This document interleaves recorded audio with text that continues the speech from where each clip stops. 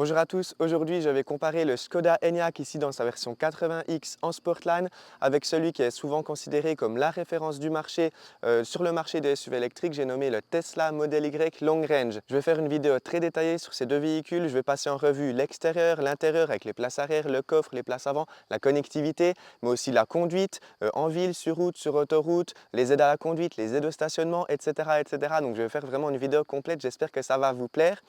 J'ai ici un Skoda Enyaq Sportline 80X, pratiquement toute option. Dans cette vidéo, je vais comparer l'Enyaq Full Option versus le Model Y d'entrée de gamme, puisque c'est deux véhicules qui seront à peu près au même prix. On sera environ 66 000 francs suisses prix catalogue. Par contre, chez Tesla, il y a zéro rabais et chez Skoda, on peut avoir des petits rabais quand même, je ne sais pas exactement. En tout cas, je sais qu'il y a par exemple un rabais flotte qui est disponible en Suisse, si jamais vous pouvez en profiter. Donc le Skoda Enyaq sera de toute façon moins cher que le Tesla Model Y, en tout cas sur le marché suisse actuellement.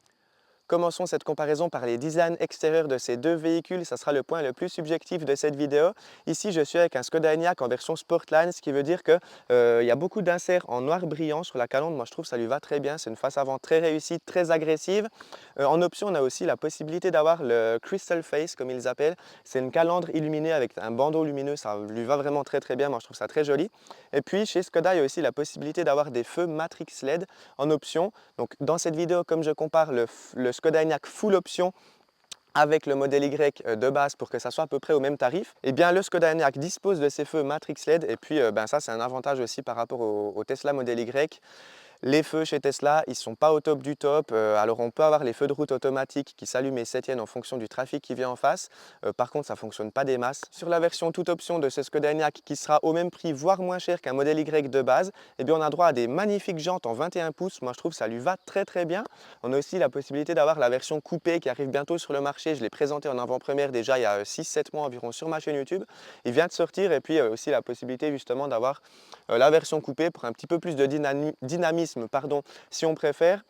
Je trouve le profil il est très réussi sur le Skoda Enyaq et puis il est aussi très réussi sur le Tesla Model Y. En tout cas, moi j'aime les deux, j'ai pas vraiment de différence. C'est deux voitures qui sont en fait très belles à l'extérieur. Moi j'aime bien les deux. Et puis sur les deux voitures, la face arrière est plutôt classique. Ici sur le Skoda Enyaq, on a des feux à LED avec les clignotants à défilement, c'est plutôt pas mal. Sur Tesla, si on n'a pas, c'est un petit détail quand même.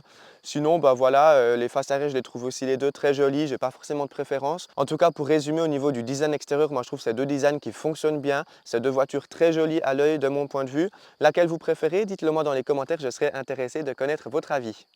Les deux voitures proposent bien évidemment un haillon motorisé. Sur le Skoda Enyaq, par contre, on a la possibilité en option d'avoir aussi l'ouverture avec le petit coup de pied comme ça sous le coffre.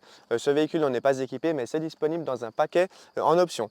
Au niveau du volume du coffre, le Tesla Model Y fait beaucoup mieux et largement. On est environ 200-300 litres de plus que sur ce Skoda Enyaq. En plus, le Model Y propose un frunk, donc un coffre à l'avant avec encore environ 100 litres de capacité. C'est juste énorme. Le Model Y dans sa catégorie, il est vraiment imbattable. Par contre, le coffre du Skoda Enyaq, ça va quand même, hein, c'est assez grand quand même pour une famille de 4 ou 5 personnes. On a un tout léger double fond juste pour mettre les câbles de recharge. En option, il y a aussi la possibilité d'avoir un double fond dans le paquet confort, je crois. Dans les deux véhicules, on peut baisser les sièges arrière avec des petites molettes depuis le coffre. Ça donne des planchers pratiquement plats dans les deux voitures, un petit peu plus plat quand même sur le Tesla Model Y. Les deux véhicules proposent un crochet de remorquage qui se déploie comme ceci sur le Skoda Enyaq. Charge tractable jusqu'à 1200 kg seulement. Certains font mieux, d'autres font moins bien. Par exemple, le Tesla Model Y fait beaucoup mieux avec 1600 kg de charge remorquable. C'est un petit détail, mais c'est quand même important à souligner. Passons maintenant à la recharge de ces deux véhicules. Ici, sur le Skoda Enyaq, on a une trappe manuelle. C'est pas terrible. À ce prix-là, on aurait préféré une trappe électrique comme sur Tesla. Sur le Model Y, la trappe s'ouvre et se referme toute seule. Ici, il faut toujours penser à fermer la trappe. Moi, je trouve ça pas terrible. Idem pour le petit cache ici du combo CCS. Moi, je trouve ça pas vraiment premium. À ce prix-là, on aurait préféré avoir un truc aimanté ou je sais pas, un truc un peu mieux. Là, c'est pas terrible. Au niveau de la puissance de charge, c'est les mêmes sur le Model Y et l'Enyaq, 11 kW en AC. Par contre, en DC, sur l'Enyaq, on sera à 125 kW maximum et là où le Tesla Model Y propose le double, 250 kW de puissance maximum. Ce qui compte dans la pratique, c'est quand même plutôt le 10 à 80%. Sur l'Enyaq, on sera en environ 35-40 minutes et puis sur le Model Y, ça sera plutôt 25-30 minutes. Sans compter le fait que le Model Y propose un planificateur d'itinéraire quand même beaucoup mieux. Les voyages en Tesla Model Y seront quand même beaucoup plus faciles qu'avec ce Skoda Enyaq. C'est vrai que là, au niveau du planificateur d'itinéraire, c'est pas encore terrible. Il faut quand même toujours combiner ça avec A Better Route Planner par exemple. On voit même pas le pourcentage d'arrivée à destination, le pourcentage prévu. Donc voilà, c'est un petit point faible quand même au niveau de cet Enyaq. La recharge combinée au planificateur d'itinéraire, c'est pas terrible. Au niveau de l'autonomie WLTP, sur cette version 4 roues motrices, on est aux alentours de 480 km.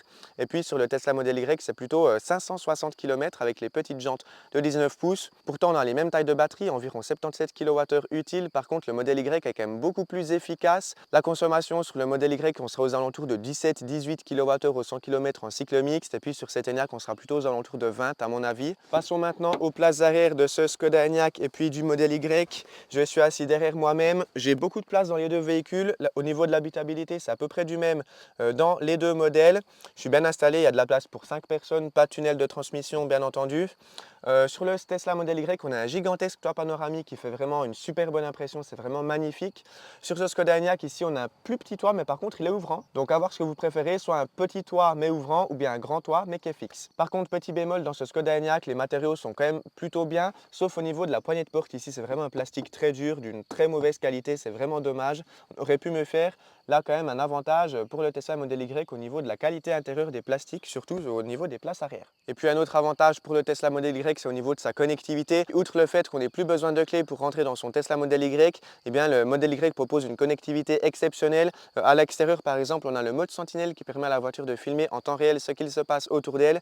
Si quelqu'un abîme notre véhicule, eh bien on peut visionner les images après coup. Ça, c'est un très bon point pour Tesla. Passons maintenant à bord de ce Skoda Enyaq pour voir les différences avec le Model Y. À l'intérieur, deux ambiances totalement différentes dans ces deux véhicules. Parlons premièrement de ce Skoda Enyaq. On a beaucoup de rangement, mais le Model Y propose encore plus de rangement. On a des beaux matériaux, c'est une voiture très bien finie, moi j'adore. Petit bémol, comme je l'ai dit à l'arrière, les plastiques ici à l'avant. Au niveau de la porte, c'est pas terrible, sinon pour tout le reste, c'est très beau. On a un très beau volant en cuir perforé, c'est magnifique. On a encore quelques touches sur le volant, quelques petits raccourcis, c'est top. On y reviendra à la conduite au niveau du Travel Assist. L'accoudoir, idem comme sur Tesla, c'est pas mal. Par contre, petit bémol, l'accoudoir à gauche, je trouve, pour moi, il est un petit peu trop bas.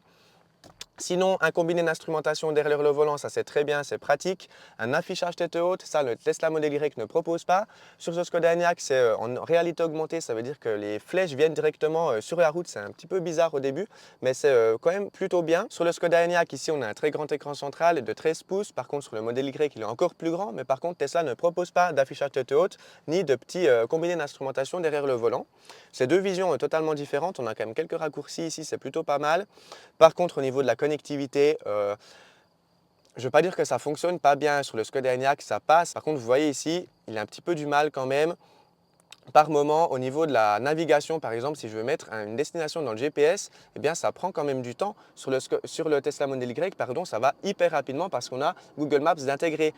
Donc, la réactivité, ça passe. Par contre, il y a beaucoup de menus, de sous-menus, on s'y perd un petit peu. C'est pas mal pour dire que c'est fait par un constructeur automobile traditionnel. En fait, c'est à la troisième place. Première place, c'est Tesla. Deuxième place, Android Automotive sur Polestar et sur Renault, par exemple. Et puis troisième place, eh bien, ce Skoda Enyaq avec le Volkswagen ID.4, par exemple, ou bien l'Audi Q4. Et puis après, selon moi, viennent Ioniq 5 et V6 qui sont encore un cran au-dessus, je pense, au niveau du software, à mon avis. Après, c'est aussi un sujet un petit peu subjectif. Le software, il fonctionne après à quelques petites latences de temps en temps. C'est pas terrible, moi je préfère quand même largement celui du Tesla Model Y, mais en contrepartie, le Tesla Model Y c'est tout ou rien, on a juste l'écran central au milieu et je comprends très bien que certaines personnes ne détestent en fait l'écran central et puis préfèrent le head-up display par exemple, le petit combiné ici derrière le volant, encore des touches physiques, des raccourcis, etc. Je comprends très bien que certaines personnes puissent préférer ce Skoda Enyaq par rapport au Model Y. En tout cas, moi, j'ai fait mon choix, je préfère largement le Model Y au niveau de la connectivité.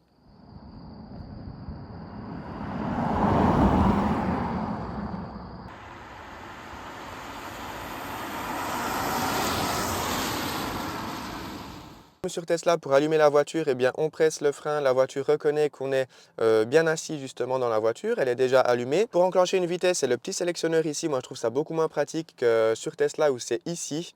Moi je préfère vraiment ce qui est sur Tesla, c'est beaucoup plus fluide en fait à la conduite, on peut faire des manœuvres hyper simplement. Ici on doit toujours le chercher, ce petit levier de vitesse. Parlons peut-être des aides au stationnement par contre, avant de passer à la conduite. Vous voyez ici, si je me mets en mode R, eh bien, on a la caméra de recul, elle est pas mal. On a aussi une vision 360 degrés, ça c'est bien. On peut choisir aussi, on peut avoir une caméra avant. On a aussi une caméra sur les côtés pour les gens, ça c'est vraiment super pratique. Dommage que Tesla ne le propose pas. Par contre ici, les rétroviseurs ne se baissent pas automatiquement en marche arrière. Et puis au niveau de la caméra de recul, j'ai un petit bémol quand même, c'est que bon là, on ne va pas très bien voir, mais en fait, elle a un ultra grand angle et du coup, on a l'impression qu'on est hyper proche de tout en reculant, mais en fait, on a beaucoup de marge. Donc c'est un petit détail quand même que j'aime pas trop sur cette caméra de recul.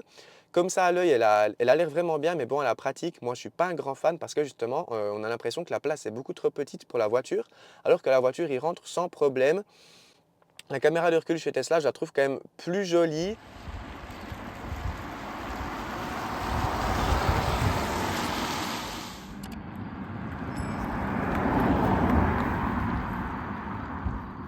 Donc je vais comparer maintenant le Skoda Enyaq avec le Tesla Model Y sur route. Je vais faire ville, route, autoroute, incluant les systèmes d'aide à la conduite. On va commencer par la ville. Le Skoda Enyaq a un gabarit un petit peu plus réduit que le Model Y, du coup il est beaucoup plus maniable en ville.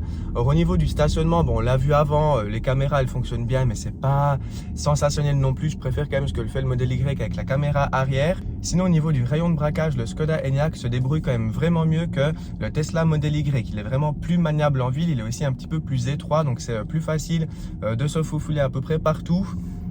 Alors j'ai jamais eu de gros problèmes avec un Model Y, mais c'est vrai que l'Enyaq sera quand même un petit peu plus maniable en ville.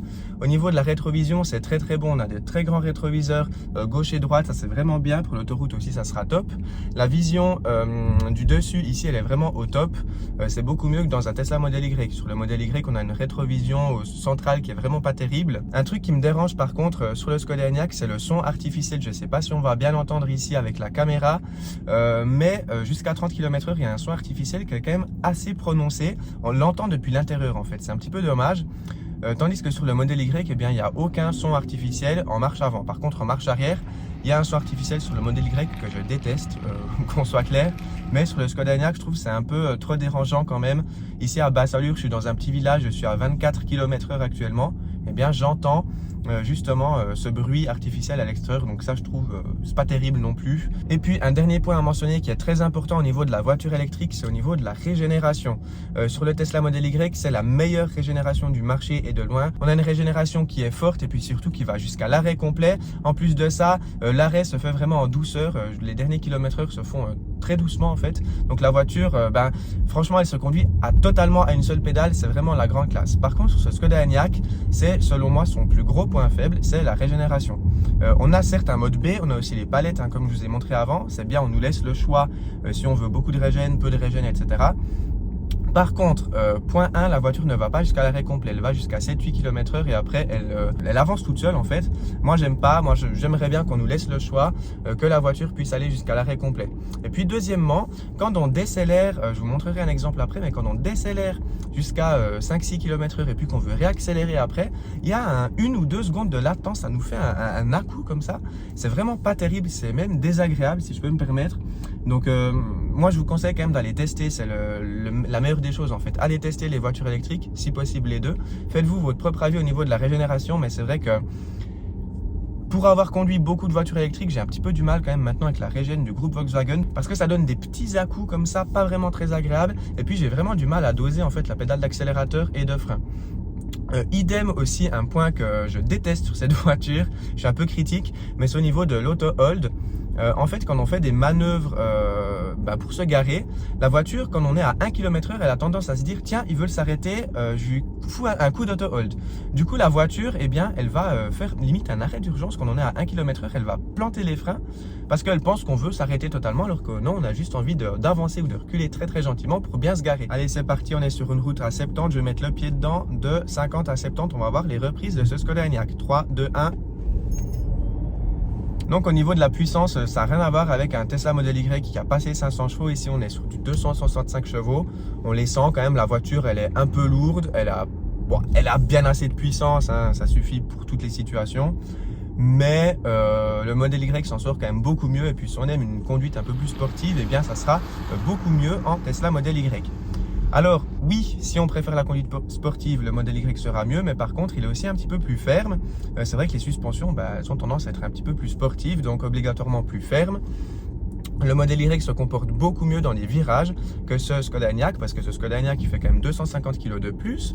On sent que le Skoda Enyaq, quand on a une conduite un petit peu plus sportive, il a tendance à s'écraser un petit peu sur ses appuis. Le Tesla Model Y s'en sort beaucoup mieux en virage, il est plus ferme, beaucoup plus sportif. On sent vraiment toute la puissance et puis on sent que la voiture est très sereine en courbe. Je dis pas que le Skoda Enyaq n'est pas serein, mais il est quand même moins serein qu'un Tesla Model Y. Et après, au niveau du confort, est-ce que le Model Y est trop sportif pour être inconfortable? Eh bien, je ne trouve pas, comme je l'ai mentionné dans mes précédentes vidéos en Model Y que j'ai fait là très récemment. Le Model Y reste quand même très confortable, c'est surtout dû à ses sièges en fait, parce que les sièges sont très mous, très confortables. Le maintien latéral est ok sur le Model Y, on a un meilleur maintien dans ce Skoda Enyaq, mais par contre les sièges sont plus fermes. Donc au final, on sent quand même un tout petit peu plus les aspérités de la route en Model Y qu'en Skoda Enyaq, mais heureusement que les sièges du Model Y amortissent les chocs.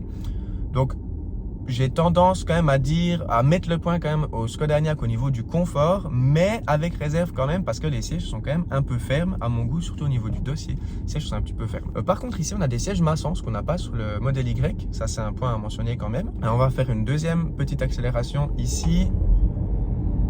Ça pousse quand même bien, c'est correct. Un autre point que je viens de remarquer sur une conduite un tout petit peu plus dynamique, je dirais, c'est au niveau du freinage.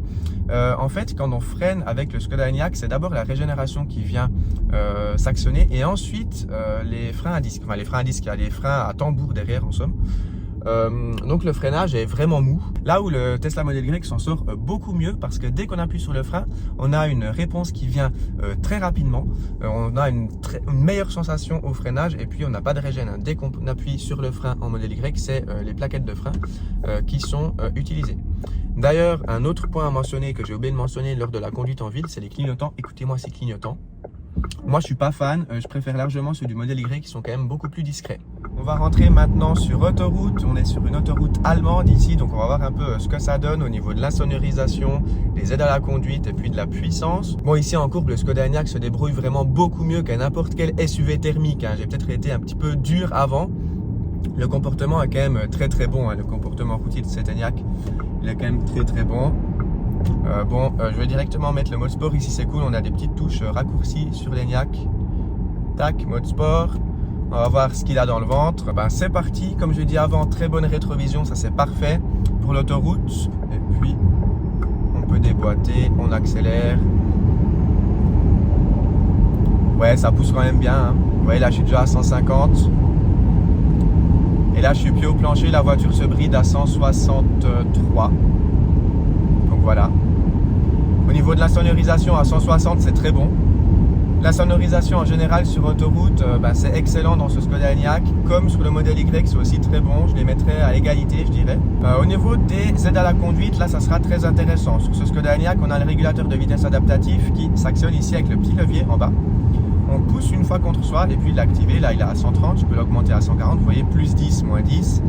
En augmentant et en baissant la petite molette, ça c'est très bien. Moi j'adore ce petit levier ici, il est vraiment top. Ça c'est vraiment la grande classe. Et puis le régulateur de vitesse adaptatif fonctionne à merveille. Je le dis, c'est vraiment au top. Ce Skoda Enyaq, c'est beaucoup mieux que sur le Model Y. Puisque dès qu'on va déboîter, dès qu'on va changer de voie, la voiture va accélérer gentiment. Je vais vous montrer un exemple ici. Je vais mettre mon régulateur à 150, comme ça on a un bon exemple. Ça vaut la peine d'être en Allemagne. Puis là, je vais déboîter à gauche, pardon. 3, 2, 1, je mets mon clignotant. Vous voyez, la voiture accélère direct maintenant. C'est top. Elle accélère assez franchement. Le Model Y aurait attendu maintenant avant d'accélérer. Je ne sais pas si vous vous rendez compte. Donc ça, le régulateur de vitesse adaptatif, c'est vraiment la grande classe sur ce Skoda Enyaq. Et puis après, on a un Travel Assist. On clique le petit bouton ici. Le Travel Assist est activé. C'est un maintien dans la voie. C'est au top. On a un volant capacitif sur le Skoda Enyaq. Ça veut dire qu'on n'a pas besoin de faire les petits mouvements comme ça, comme sur le Tesla Model Y. J'ai fait plusieurs centaines de kilomètres à bord de ce Skoda Enyaq.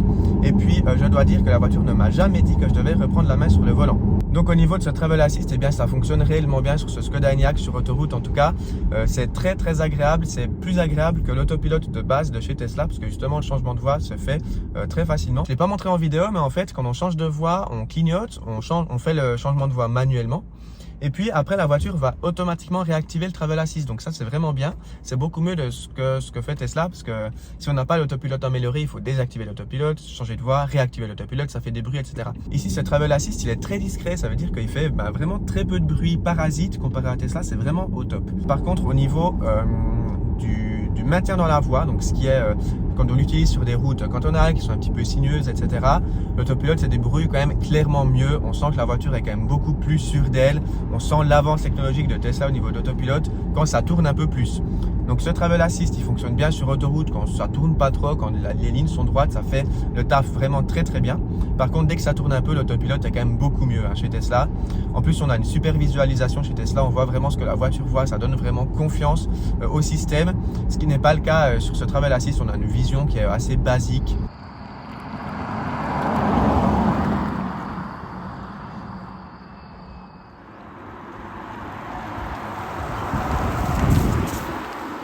Voilà, on va passer maintenant à la conclusion de cette grande comparaison Enyaq vs Model Y. Dans tous les cas, il n'y a pas de bon ou de mauvais choix. En fait, ça dépend vraiment de vos besoins, de vos usages, de vos envies, etc.